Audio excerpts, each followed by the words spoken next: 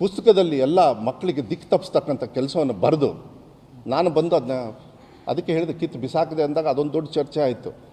ಇಂಥದ್ದನ್ನು ಕಿತ್ತು ಬಿಸಾಕಬೇಕು, ಹೊಲಸನ್ನು ಮನೇಲಿ ಇಟ್ಕೋತೀರಾ ನೀವು, ಕಿತ್ತು ತೆಗೆದು ಹೊರಗಡೆ ಎಸಿತೀರಾ. ಅವ್ನು ಮೊನ್ನೆ ಮತ್ತೆ ಟ್ವೀಟ್ ಮಾಡಿದ್ದಾರೆ, ಮಾನ ಮರ್ಯಾದೆ ಇಲ್ಲ.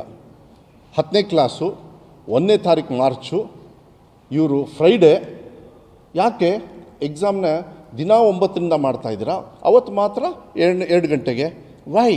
ಅದಾದಮೇಲೆ ನಮಾಜಿಗ ಅಂತ. ಡೋಂಟ್ ಯು ಥಿಂಕ್ ವಿಷ ಬೀಜ ಬಿಚ್ಚುತ್ತಾ ಇರ್ತಕ್ಕಂಥದ್ದು ಇಂಥವ್ರು ತಾನೆ? ಕಂಪ್ಲೇಂಟ್ಸ್ ಬಂದಿದೆ, ಈಗ ಕಂಪ್ಲೇಂಟ್ಸ್ ಹೋಗ್ತಾ ಇದೆ ಅವ್ರ ಮೇಲೆ. ವೈ ಅಂತ ಕೇಳ್ತಾರೆ. No we will fix, we know how to fix it and we will fix it. ಹಿಂದೆ ಮುಂದೆ ನೋಡಲ್ಲ. ಈಗ ನಮಾಜ್ದು ಹೇಳಿಬಿಡ್ತೀನಿ. ಇವ್ರು ಹೇಳಿದ್ರಲ್ಲ, ನಮಾಜ್ ಅಲ್ಲ, ಫಸ್ಟಿಂದ ಸೆಕೆಂಡ್ PUC ಎಕ್ಸಾಮ್ ಸ್ಟಾರ್ಟ್ ಆಗ್ತಾ ಇದೆ. ಅದೇ ಶಾಲೆಯಲ್ಲಿ ಬೆಳಗ್ಗೆ ಅವ್ರದ್ದು ಎಕ್ಸಾಮು ಪುಷ್ ಮಾಡಿರೋದಷ್ಟೇ. ಇವ್ರಿಗೊಂದು ಕಾಮನ್ ಸೆನ್ಸ್ ಇಲ್ಲಲ್ರಿ.